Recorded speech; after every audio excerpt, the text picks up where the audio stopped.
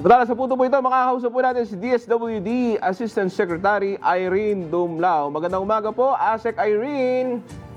Magandang umaga din sa lahat ng sumusubaybay ng inyong programa.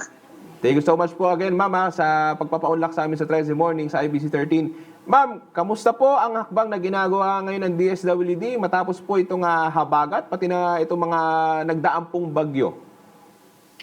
Yes, patuloy pa rin po ang Department of Social Welfare and Development sa pakikipagtulungan sa mga lokal na pamahalaan para agaran po natin na matugunan yung pangangailangan ng ating mga kababayan.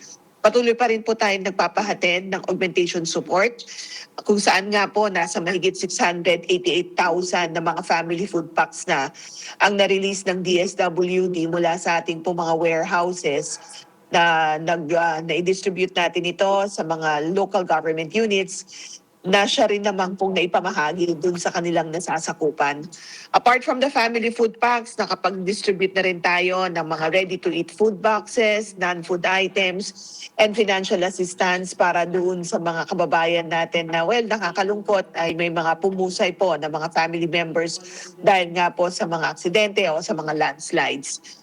Sa kasalukuyan, nasa mahigit 473 million pesos worth of humanitarian assistance na ang naipaabot ng DSWD at nagpapatuloy pa rin ang ating disaster response. ASEC, saan pong lugar mayroong pinakamaraming naapektuhan po ng sama ng panahon? Well, dito po sa consolidated report on the effects of typhoons Luis, Maymay, and Nang Habagat, ang pinakamarami po ng pamilya na naitala ay dito sa Luzon, particularly sa Region CAR, Region 1, Region 3, then Region 4A. But alam niyo po, sa naging epekto ng weather systems na ito, buong bansa ang talagang tinutukan ng DSWD.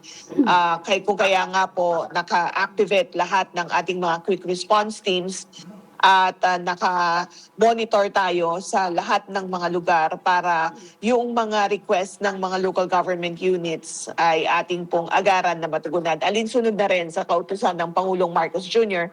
na tiyakin po natin na mabilis, maagap at sapat yung tulong na ipinapaabot ng ating pamahalang nasyonal. Ma'am, may iba pa po ba ang dinadaing ng ating mga kababayan na naapektuhan po ng sama ng panahon? Well, so far, yung namang pong mga request for family food packs and non-food items ay naipahatid na po natin. Umikot din po si Secretary Rex Gatchalian sa iba't ibang bahagi ng ating bansa. Nagtungo po siya ng Bulacan, ng Cavite, dito sa NCR, o gayon din po sa Baguio City para dun sa mga naapektuhan naman ng landslide. And so far ay wala naman po tayong na-receive ng mga ulat, but patuloy pa rin tayo nakamonitor so that in case there are, ay agad po tayo na makapag-address ng kanilang concerns. Alright, maraming salamat po sa inyong oras. DSWD Assistant Secretary Irene Dumlao. Maraming salamat, magandang umaga.